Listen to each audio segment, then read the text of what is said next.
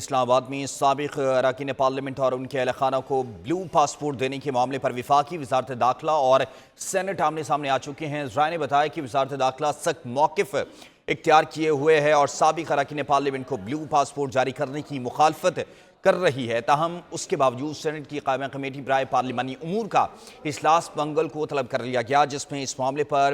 یک نکاتی ایجنڈاز زیر غور آئے گا، جبکہ اجلاس میں سینیٹر عبدالقدیر کی جانب سے پیش کردہ ترمیمی بل بھی زیر غور آئے گا، جس میں اراکین پارلیمنٹ کی تنخواہوں اور مراعات کے ایکٹ میں ترمیم کی تجویز دی گئی ہے۔ مجوزہ ترمیم کے تحت سابق اراکین پارلیمنٹ ان کے شریک حیات اور بچوں کو بلو پاسپورٹ کا حقدار قرار دینے کی سفارش کی گئی ہے۔ اس حوالے سے مزید تفصیلات حاصل کرتے ہیں نمائندہ خصوصی اسلام آباد صدیق ساجد سے۔ صدیق بتائیے گا، اصل میں ڈیڈ لاک ہے کیا؟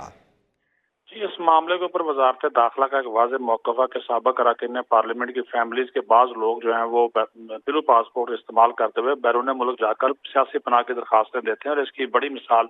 موجودہ ایم اقبال افریدی کے صاحبزادے کی تھی، جو کہ اٹلی گئے اور وہاں پر سرنڈر کر دیا، سیاسی پناہ کی درخواست دی، جس سے پاکستان کی بدنامی ہوئی، اور اس کے اوپر جو ہے وہ کمیٹی نے 10 سال کا ریکارڈ بھی مانگ رکھا تھا، اور ایک وزارت داخلہ کا موقف ہے کہ چھان بین کے بغیر یہ پاسپورٹ نہ دیے جائیں۔ لیکن دوسری طرف ایک بل جو ہے وہ اراکین پارلیمنٹ نے جو ہے سینٹ کی پارلیمانی امور کمیٹی میں پیش کر رکھا ہے، جو کہ منگل کو زیر بحث آئے گا، جس میں واضح طور پر جو سابق اراکین سینٹ ہیں ان کے لیے جو ہے وہ بلو پاسپورٹ مانگ رہے ہیں، نہ صرف ان کے لیے بلکہ ان کی فیملیز اور بچوں کے لیے بھی مانگ رہے ہیں، اور کہا کہ چونکہ وفاقی سیکرٹریز ریٹائر ہو جاتے ہیں ان کو یہ مراد دی جاتی ہیں تو ہمیں بھی یہ دی جائیں، اور اس سلسلے میں یکسانیت جو ہے وہ ہونی چاہیے۔ حیرت انگیز طور پر وزارت داخلہ جو ہے وہ اس کی مخالفت کر رہی ہے، جبکہ سینٹ کی کمیٹی نے اس معاملے کے اوپر جو ہے وہ اجلاس منگل کو طلب کر لیا، اور دوسری سب سے بڑی بات یہ ہے کہ اس معاملے کے اوپر حکومت اور اپوزیشن ایک ہو گئی ہے، جبکہ وزارت داخلہ اس ٹھیک کی ہے، بہت مخالفت شکریہ کرتے صدیق ساجد۔